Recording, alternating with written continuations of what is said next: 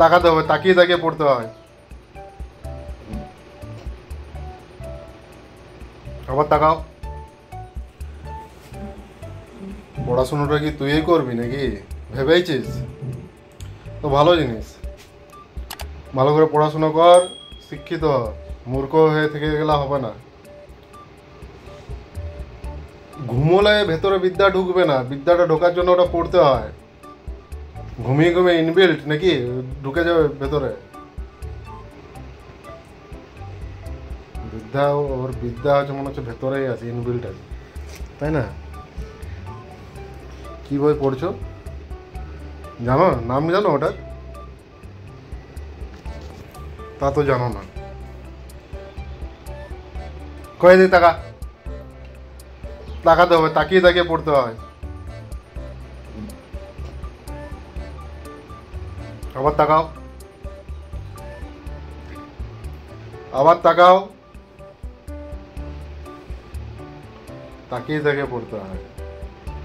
বুঝতে পেরেছ?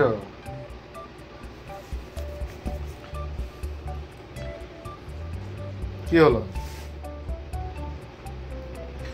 ঘুম লাগছে তো বইয়ের ওপরে মুখ রেখে ঘুমিয়ে দিচ্ছে। বললাম বলে আবার মুখটা সরিয়ে হাতের উপর রাখলো। এখানে রাখো, ভেতরে ঢোকা বুদ্ধিটা ভালো করে।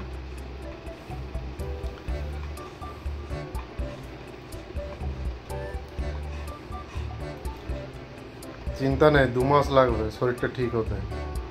তাও লাগবে না, 1-1.5 মাসের মধ্যে ঠিক হয়ে যাবে। সব লোমগুলো উঠে গেছে না, কি আর করা যাবে, কিচ্ছু করার নেই। এখন বিদ্যা নাও, তবে পরীক্ষায় পাস করলেই লোম গজিয়ে যাবে, চিন্তা নেই।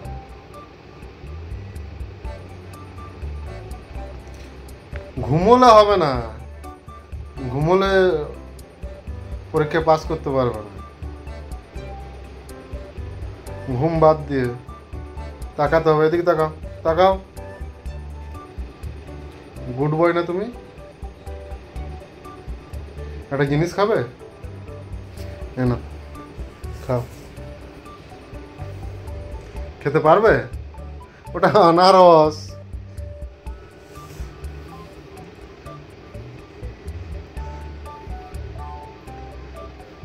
ওই বইটা পড়বে? কই দিকে তাকা, তাকা, দেখি দেখি দেখি দেখি, এদিকে তাকাও।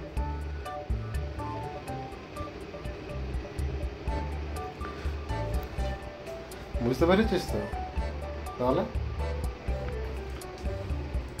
পড়াশোনা করো, বুদ্ধিমান হও, ভালো শিক্ষিত ছেলে হবে, তাহলেই তো ভালো, তাই না?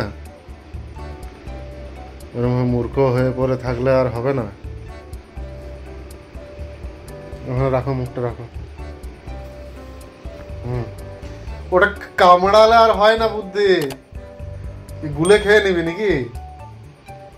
কামড়াস না,